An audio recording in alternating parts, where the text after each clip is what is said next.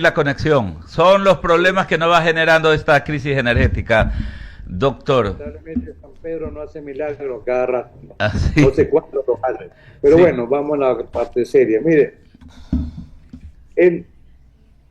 yo he explicado, los jueces toman alguna idea, pero solamente toman algo de la parte teórica cuando yo hablo de que en la delincuencia organizada hay una estructura de poder, una división de trabajo, los roles de la teoría del profesor Gunther Jacob, que dice, no todo es responsabilidad de todos, cada quien responde por lo que hace, por lo que deja de hacer, sin duda que sí. Y cuando yo escucho hablar de que la delincuencia organizada, es que no hay pruebas, es un delito de peligro abstracto. ¿Y esto qué es?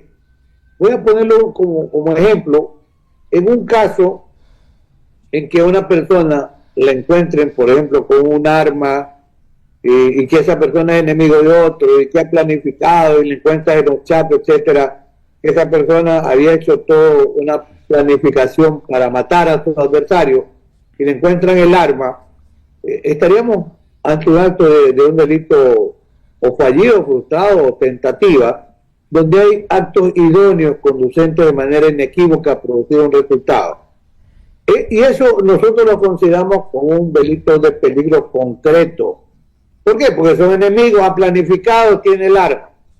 Pero el peligro abstracto es una aberración jurídica. Alguna vez cuando converso para esta parte del mundo hispanoparlante, converso con Raúl Zaparoni, que es como un hermano mayor para mí, lo quiero mucho a Raúl, y cuando hablamos sobre el tema del peligro abstracto, es una aberración que además está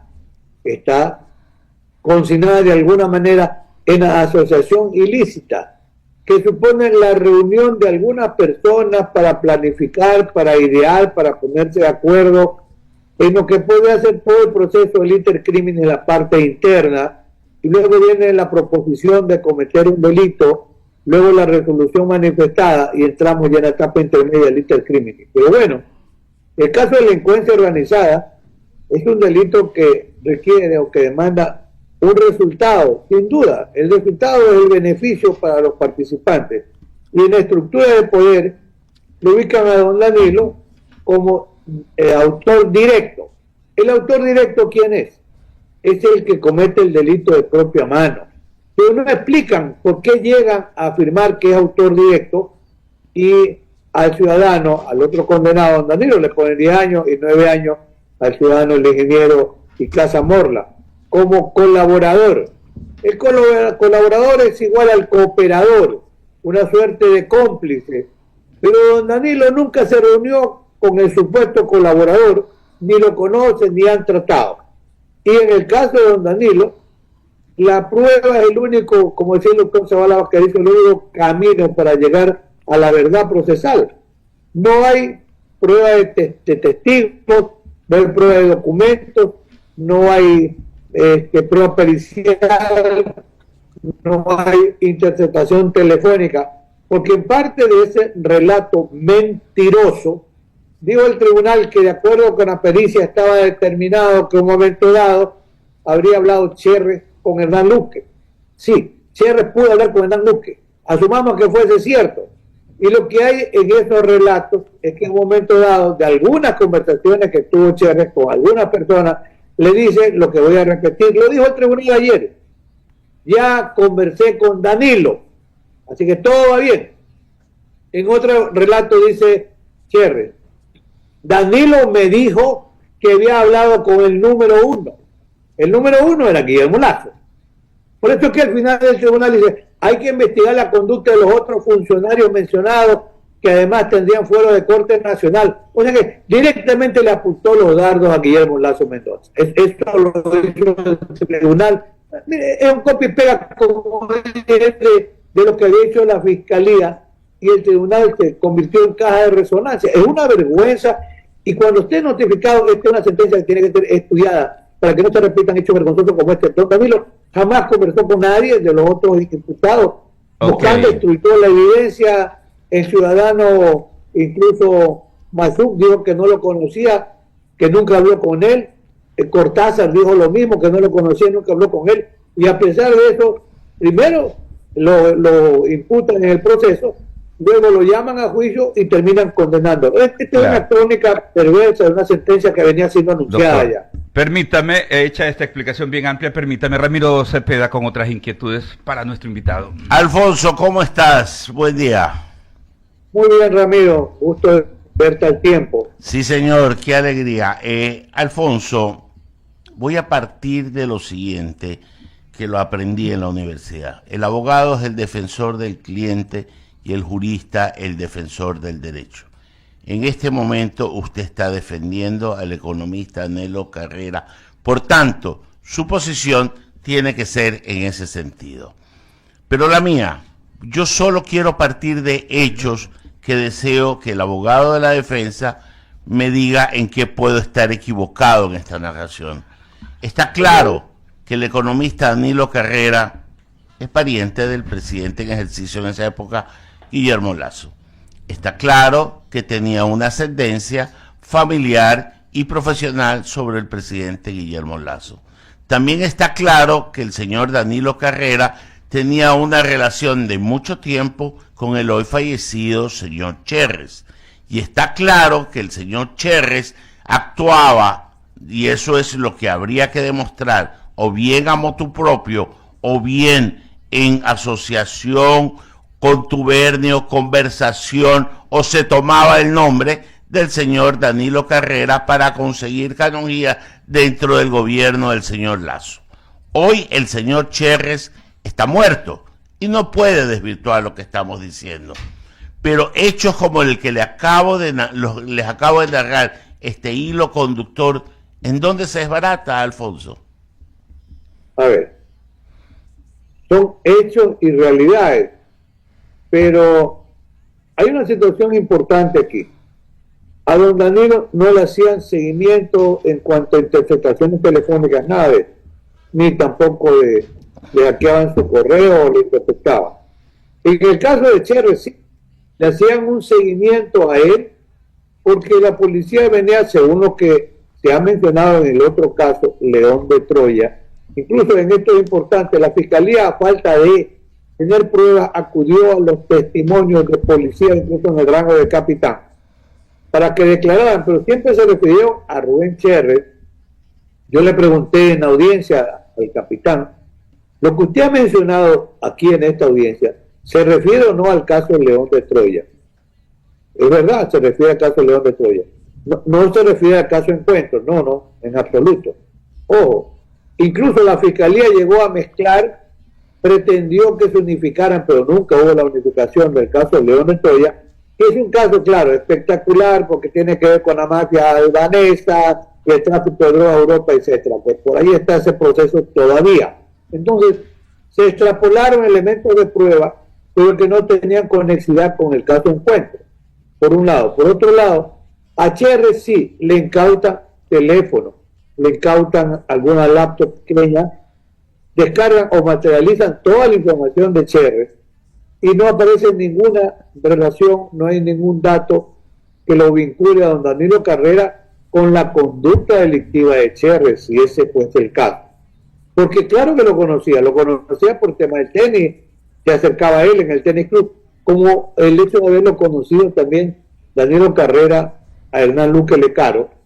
No era amigo de él, pero era un antiguo empleado del banco durante 10 años, a quien lo nombra Guillermo Lasso. Guillermo Lasso lo nombra, no porque don Danilo, no hay un documento que diga que don Danilo lo recomendó a Hernán Luque. En el caso de que menciona Ramiro, de Rubén Cherres, yo no sé qué contrato o qué beneficio obtuvo Rubén Cherres. Eso yo no lo sé. Pero lo que sí sé es que en el proceso no hay ningún dato, porque sabe que el indicio es el hecho cierto y comprobado. Yo quiero detenerlo ahí, Alfonso, porque usted ha hablado de dos procesos, León de Troya y el caso Encuentro. ¿En qué momento se juntan estos procesos en una coincidencia de investigaciones? Y podría ser que en León de Troya estaban siguiendo al general Víctor Arauz por algún tema personal de la generala que ya conocemos, ¿ya? Y eso coincide que también lo estaban siguiendo al señor Cherres, y en la casa del señor Danilo Carrera hay una reunión en que va el general Arauz a solicitar que hable con el presidente Lazo, y también estaba el señor Cherres en esa reunión. Y luego después hay una segunda reunión que se realiza en un club en el centro de Guayaquil, en donde también coinciden estas dos investigaciones, investigando por un lado la general Varela al general Arauz, y por otro lado los policías investigando al señor Cherres. ¿Cuál es el factor común? El señor Danilo Carrera. Claro, yo te puedo explicar por qué. Porque es que declara Arauz. ¿Y Arauz cómo llega al domicilio de don Danilo Carrera? Porque Rubén Cherres lo lleva y le dice: quiero que reciba a un general. Y Danilo Carrera me dice: yo no sabía si era general del ejército, no sabía de dónde. Y con aquello que es un general, digo: bueno, conversa conmigo, no lo conocía, y le pregunté: ¿usted es general de la policía? Sí, ¿usted deseaba conversar conmigo? Sí, don Danilo. ¿Cuál es la razón? Es que, mire, a mí me persigue la general Tania Varela, etcétera, etcétera, y quiero que usted me consiga una cita para que el presidente Lazo me escuche, porque yo tengo el derecho y los méritos para ser comandante general de la policía. Esa es la razón por la cual va al domicilio, llevado por Cherres, ¿verdad? Sí, claro, porque Cherres lo conocía a Danilo Carrera, y Danilo Carrera lo conocía a Cherres por el tema del tenis, no lo conocía como un delincuente, antes de estos hechos. Entonces, ¿qué pasa? Danilo Carrera no le da ninguna respuesta, y le dice: pero usted pretende que yo hable con Guillermo Lazo. Mire, eso no está a mi alcance, sinceramente. Pero, ojo, luego está en una reunión en el banco donde está, menciono Pocho Jar, está el ex gobernador también, Vicente Tayano, y ahí aparece nuevamente, seguramente conocía a Arauz que había esa reunión para un almuerzo, y aparece Arauz, y ahí también está Cherres. Y Arauz le vuelve a decir: vea, yo estoy esperando a don Danilo que usted por favor me confirme la posibilidad de hablar con el presidente. Y don Danilo le dice, y lo declaró a Arauz. ¿Qué le dice? Mire, no está a mi alcance hacer eso. Lamentablemente no puedo servirlo. Y eso está declarado por Arauz en el proceso. Correcto. Ahora, lo que yo quería definir, Alfonso, era el hilo conductor, y que ambos convergían en la persona del señor Danilo Carrera. Pero dejemos ahí los hechos, porque hay una sentencia. ¿Cómo va a operar la defensa del economista Carrera ya cuando se traduzca escrito esta sentencia? ¿Cuáles son los recursos horizontales y verticales que pueda tener la defensa? Primero que explique el tribunal cómo es eso que la delincuencia organizada es un delito de peligro abstracto. Seguramente no lo saben. ¿Vas a pedir aclaración entonces? Claro, en ampliación de aclaración. Luego que explique, mire, y tú sabes por qué eres abogado, Ramírez. El derecho a la defensa es un derecho inviolable, inquebrantable, es garantía constitucional, y el ejercicio del derecho a la defensa también se materializa con el testimonio del propio acusado. Danilo Carrera pudo guardar silencio y él declaró por propia disposición de él, en una extensa declaración, y el tribunal y esto hay que tomarlo muy en cuenta ustedes que hacen medios de comunicación. Mire, la Constitución política que dice que los procesos penales son orales, públicos y contradictorios. La limitación está en el Código Orgánico Integral Penal, solamente la reserva para delitos contra la seguridad interior del Estado y delitos sexuales. Pero los tribunales aquí se inventan e impiden que puedan los medios de comunicación transmitir en vivo y en directo las audiencias. Excepcionalmente lo hace la Corte del Ecuador en algunos casos, como lo hace la Corte de Perú, la Corte colombiana y cualquier otra corte en el mundo entero. Pero aquí está limitado a los medios de comunicación y dice: salgan de la sala. Es que eso no es constitucional. Lo que dice el Código Orgánico Integral Penal es que los medios de comunicación no pueden grabar las audiencias, no que no pueden transmitirlas. Entonces, todo se vuelve un secreto, y entonces en audiencia declara don Danilo un extenso testimonio donde él narra los hechos, como lo conoce a este ciudadano, incluso de Cherres, pero el tribunal tenía que decir, porque esa es la obligación cuando se valora la prueba, decir por qué razones, qué dijo Danilo Carrera, dijo esto, y nosotros tribunal, por estas razones, en la valoración racional de la prueba, desestimamos el testimonio de Danilo Carrera. No hizo una valoración correcta y racional de la prueba, ni siquiera valorando el testimonio de Danilo Carrera, que es un elemento de descargo, Ramírez. Ok, entendido. Entonces, la defensa va a pedir una aclaración de la sentencia Una aclaración en principio, y de ahí lo que tenga que venir después de eso. El recurso de apelación que se le es el siguiente, que se resuelve por el mérito de lo ya actuado, ya no hay nuevas pruebas.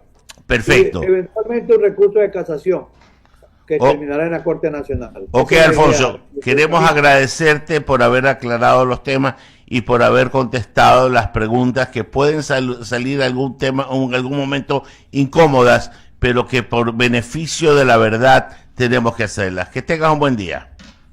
Sin duda. A Esteban Torres también un saludo.